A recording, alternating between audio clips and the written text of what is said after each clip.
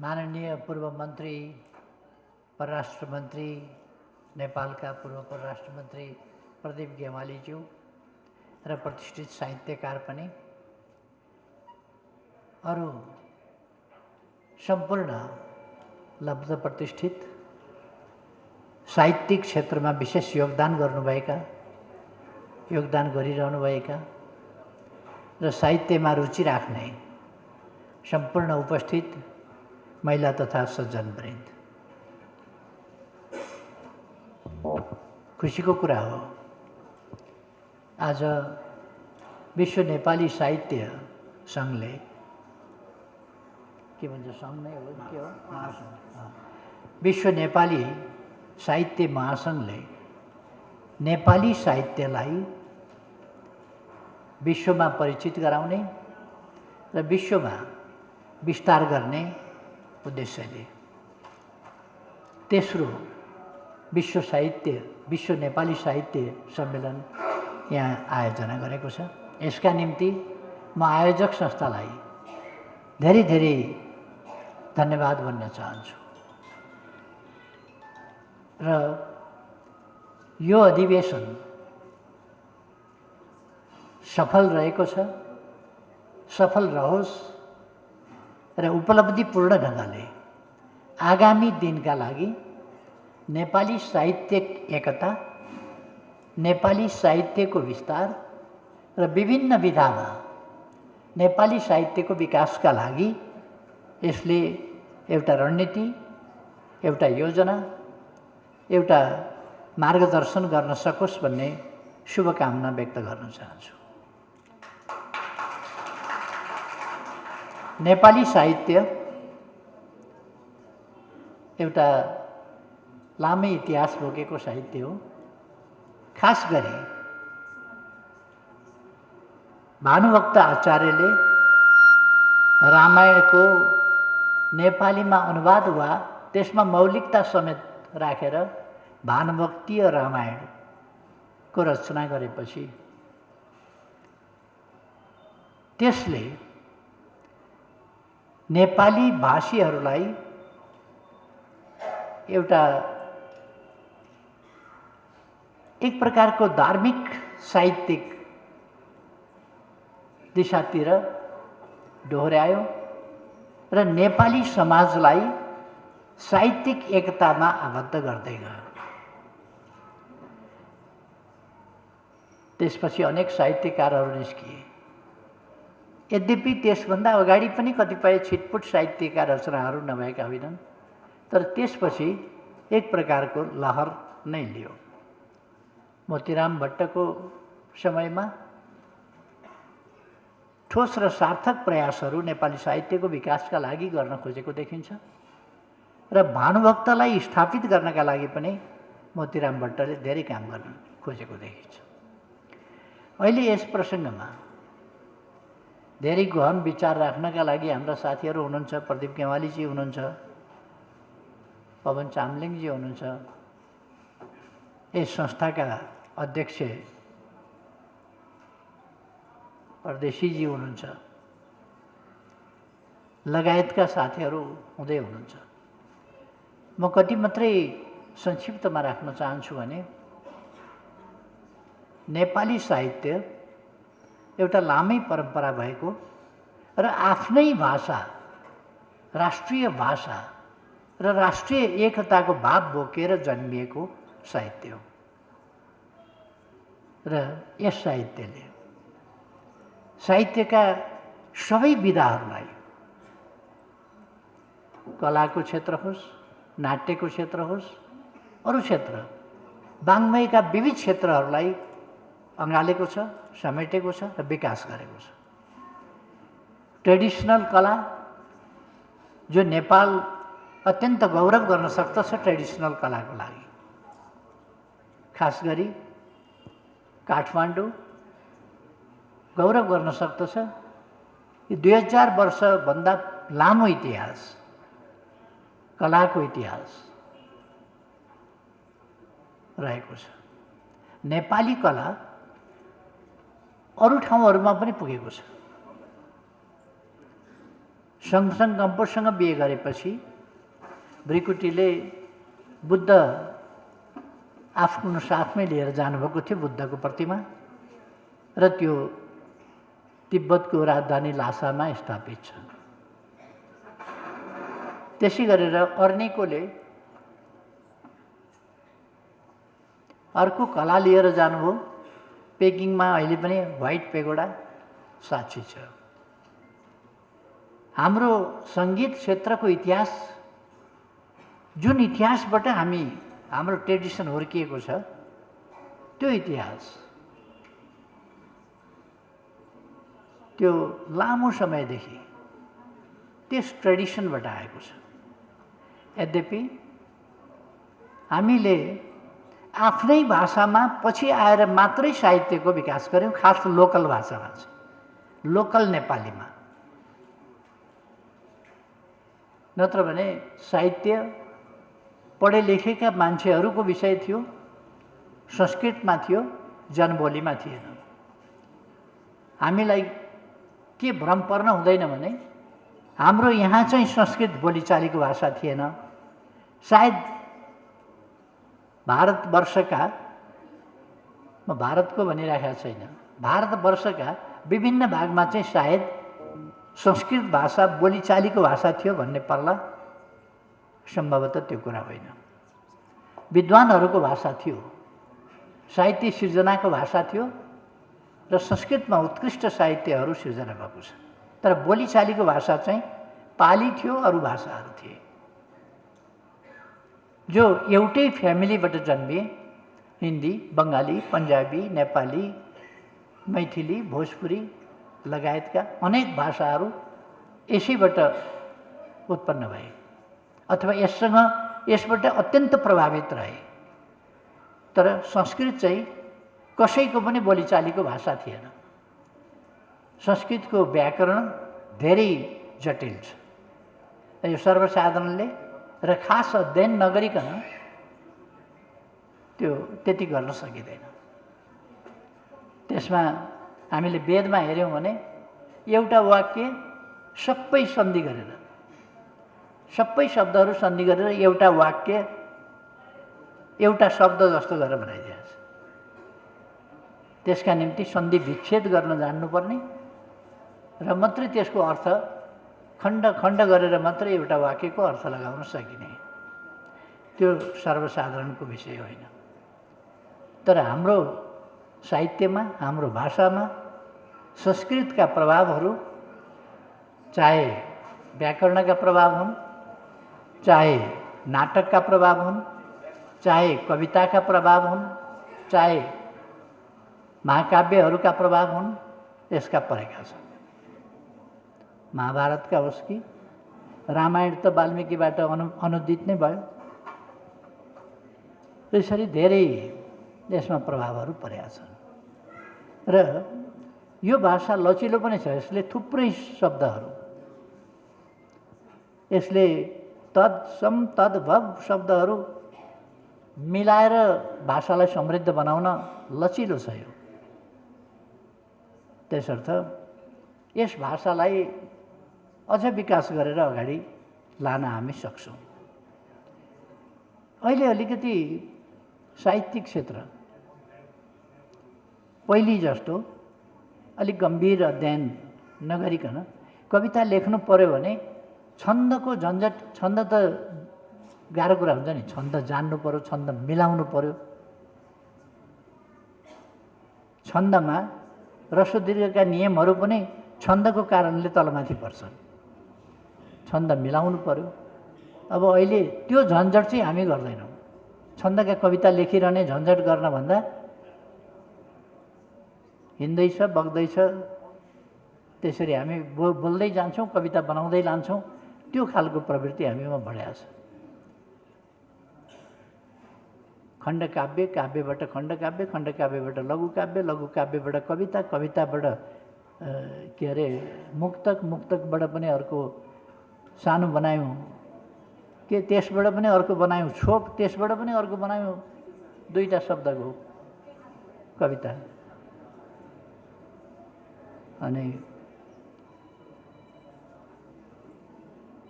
2टा 3टा शब्दको कविता।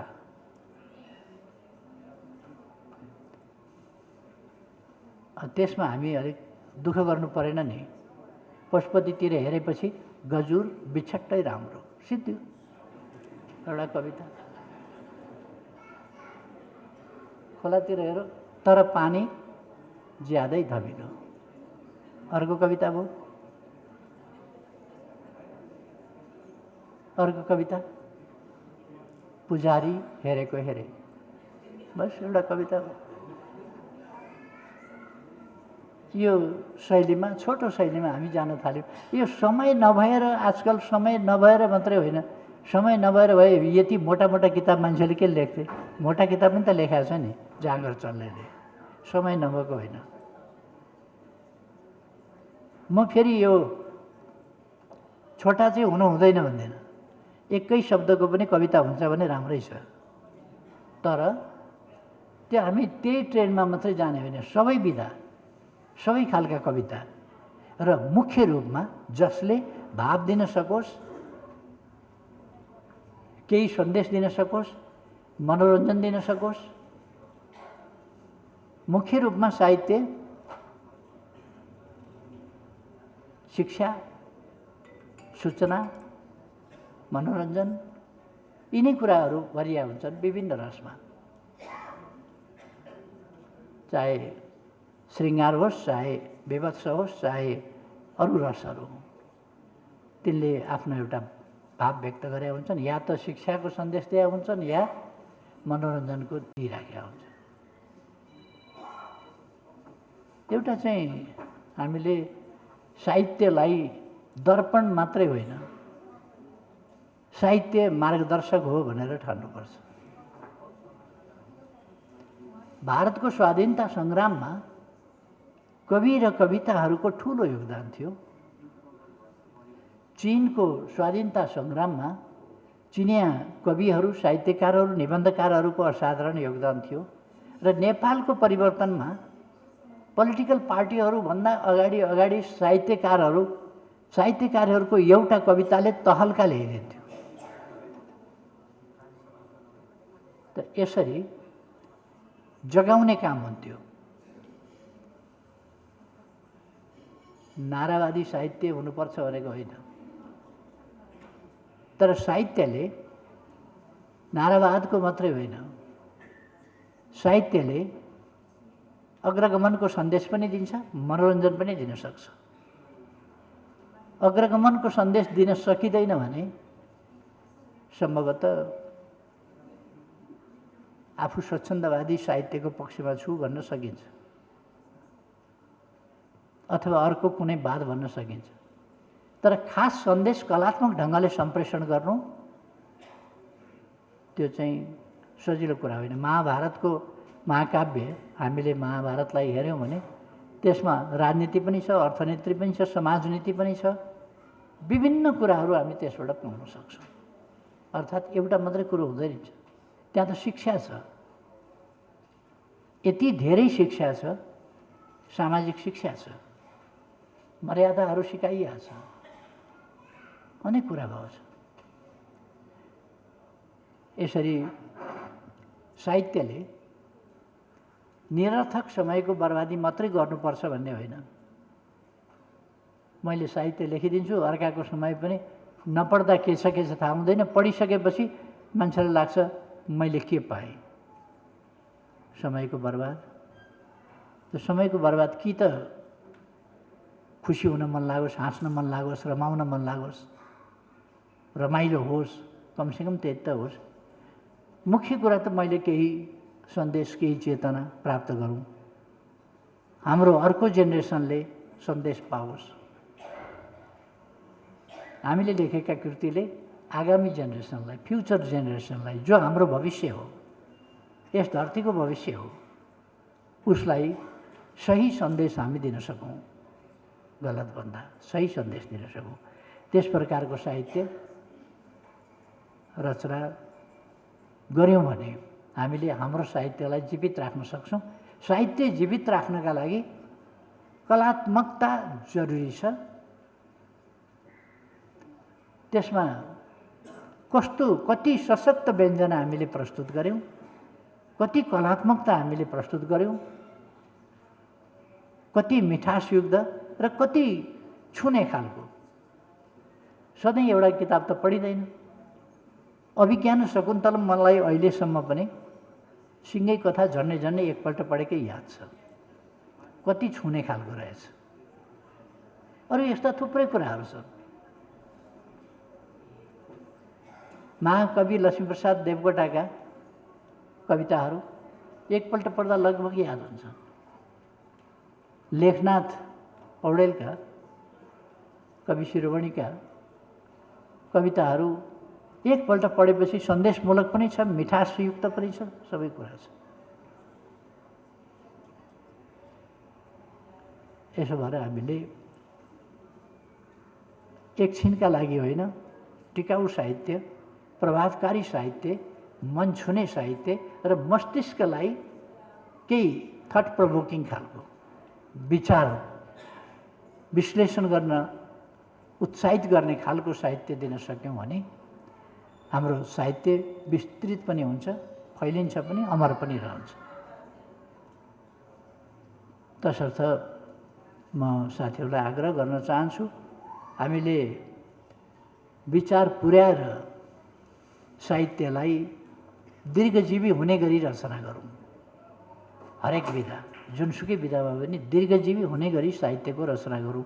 त्यो साहित्य, शेक्सपियरका नाटकहरू किन दीर्घजीवी छन्? लुस्युनका निबन्धहरू किन दीर्घजीवी छन्? बालकृष्णसम्मको चिसो चुलोका धेरै हरफ अहिले पनि म सम्झिन्छु। एकपल्ट मात्रै पढाउँ। अनेक साहित्यका अनेक ग्रन्थहरू त्यसै गरी एकपल्ट पढ्दाखेरि सम्झिन्छ। एउटा कविता एकपल्ट पढ्दा सम्झिन्छ। मैले बच्चो हुँदाखेरि पढेको थिएँ।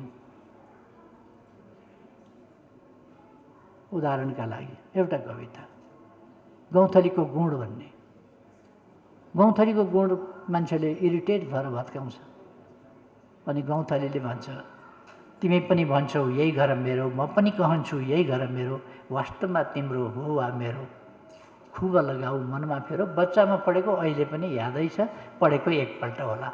कवितामा त्यो शक्ति हुन्छ, साहित्यमा त्यो शक्ति हुन्छ। अथवा हाम्रा कतिपय इकोसिस्टमसँग सम्बन्धित, आज अङ्ग्रेजी भाषाको शब्द आएको छ इकोसिस्टम, नेपालीमा पनि हामी त्यसलाई अनुवाद गर्न पर्यावरण के नाम अरे त्यसको, पर्यावरण इकोसिस्टमै भने हुन्छ। नेपाली भाषा चाहिँ यो बनावटी शब्द कथिरहनु पर्ने होइन कि एडप्टेसन गर्न पनि सक्षम छ, सिपालु छ। त्यसमा वञ्चित भयो भने पनि आफ्नै शब्द पनि सजिलो शब्द भयो भने चल्छ।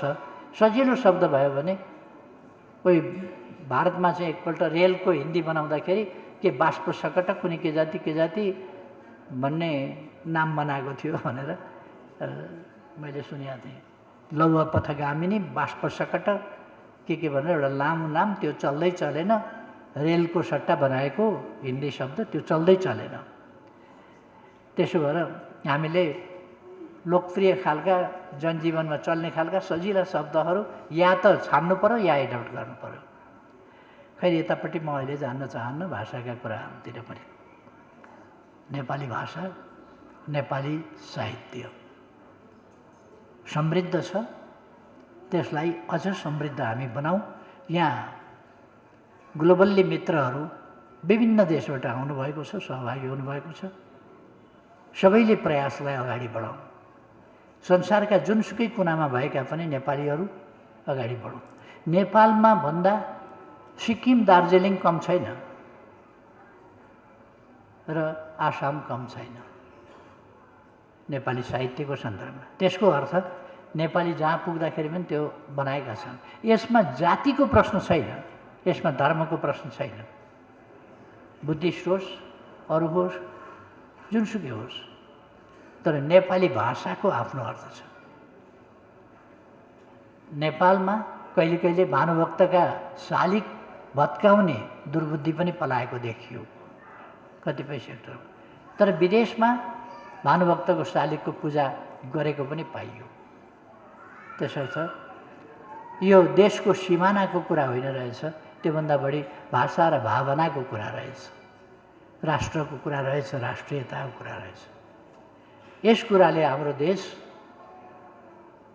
समृद्धिका लागि, हाम्रो देशको राष्ट्रियता मजबुत बनाउनका लागि, राष्ट्रिय एकतालाई अझ बलियो बनाउनका लागि यसले मद्दत गरोस्, विकासका लागि मद्दत गरोस्। यस कुरामा हामी सबै लागौँ भन्ने म आग्रह गर्न चाहन्छु। र म सबैलाई नेपालमा बाहिरबाट पनि साथीहरू आउनुभएको छ, स्वागत गर्न चाहन्छु। पवन चामलिङजीलाई धेरै धेरै स्वागत भन्न चाहन्छु नेपालमा। चामलिङ भनेको हलेसीको उत्पत्ति हो, चामलिङको थलो भनेको हलेसी हो। र हलेसीको उत्पत्ति सिक्किममा गएर 25 वर्ष मुख्यमन्त्री हुनुभयो भने बधाई छ, शुभकामना छ।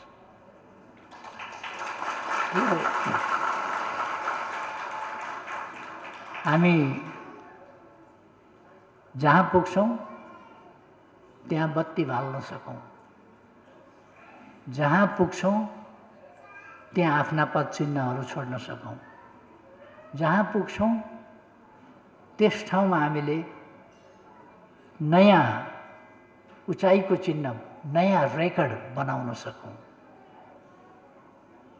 एउटा नयाँ चिन्ह बनाउने, नयाँ मार्ग कोर्ने, नयाँ रेकर्ड बनाउने चामलिङज्यूलाई धेरै धेरै बधाई छ सफलताको निम्ति। धेरै धेरै शुभकामना छ भविष्यका निम्ति। अरू साथीहरूलाई पनि धेरै धेरै शुभकामना छ, ठुल्ठुला सफलताहरू प्राप्त गर्दै जानुहोस्। र मैले आज यहाँ हेरेँ, नेपाली मात्रै होइन, अरू मूलका साथीहरू, चिनिया मूलका साथीहरू, बङ्गाली मूलका साथीहरू, अरू साथीहरू पनि नेपाली साहित्य महासङ्घबाट सम्मानित हुनुभएको छ, केही गर्नुभएको छ नेपाली भाषाका लागि। यसकारण उहाँहरू नेपाली बोल्नुहुन्छ बहुत राम्ररी, नेपाली भाषाको प्रचार प्रसार र विस्तारमा योगदान गर्नुभएको छ। म उहाँहरूलाई धन्यवाद भन्न चाहन्छु। र अरू लामो समय नलिकन मेरो हतारो छ फेरि अरू ठाउँमा पनि, अघि म आउन ढिलो भयो, म क्षमा चाहन्छु कि मैले कोसिस गर्दा गर्दै पनि आज फेरि COP29मा जानका लागि वन मन्त्रालयले आयोजना गरेको कार्यक्रममा जानै पर्ने थियो। त्यहाँ गएँ, त्यहाँ अलिकति लामो भयो। त्यसपछि फेरि अर्को एउटा बिचमा काम आइपऱ्यो मलाई, एकदम आकस्मिक र जरुरी। त्यसो भएर म त्यहाँ जाँदाखेरि 1 घन्टा यहाँ आउन, कम्तीमा 1 घन्टा चाहिँ त्यसले गर्दा ढिलो हो।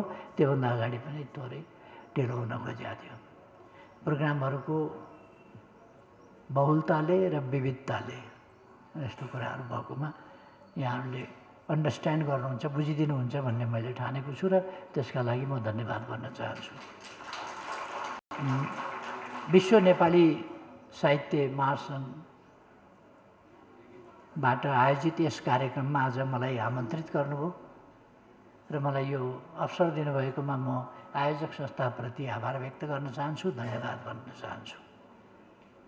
सबै साथीहरूलाई शुभकामना भन्दै यस कार्यक्रमको अन्तिमसम्म अत्यन्त भव्य सफलता रहोस् र अन्तिममा यसले राम्रा नतिजाहरू निकालेर अगाडि बढोस् भन्ने आग्रह गर्न चाहन्छु। म अर्को कुरा, हामीले नेपालमा हिमवत खण्ड साहित्य र कला सम्मेलन भनेर 2-3 वर्ष अगाडि गरेका थियौँ। कोभिड लाग्यो, के भयो, त्यसले गर्दाखेरि बिचमा दोस्रो नै हुन सकेका छैन। अब दोस्रो हामी आयोजना गर्दैछौँ र वातावरण सम्बन्धी पनि आयोजना गर्दैछौँ सम्मेलन। त्यसमा पनि म सबै साथीहरूलाई आग्रह गर्दछु, तिनका समयहरू तोकेपछि हामी सार्वजनिक पनि गर्नेछौँ र निमन्त्रणा पनि गर्नेछौँ। त्यसमा सहभागी हुन पनि म साथीहरूलाई आग्रह गर्न चाहन्छु। र हिमवत खण्ड कला साहित्य सम्मेलन, यसका लागि पनि म मिति तोकेपछि सार्वजनिक गर्छु, चामलिङजीलाई समेत। र उहाँलाई विशेष आग्रह छ, आउनुहोस् र हामी त्यहाँ हिमवत खण्डको साहित्य त्यसमा हामी फेरि छलफल त्यहाँ गर्नेछौँ। धन्यवाद सबै साथीहरूलाई।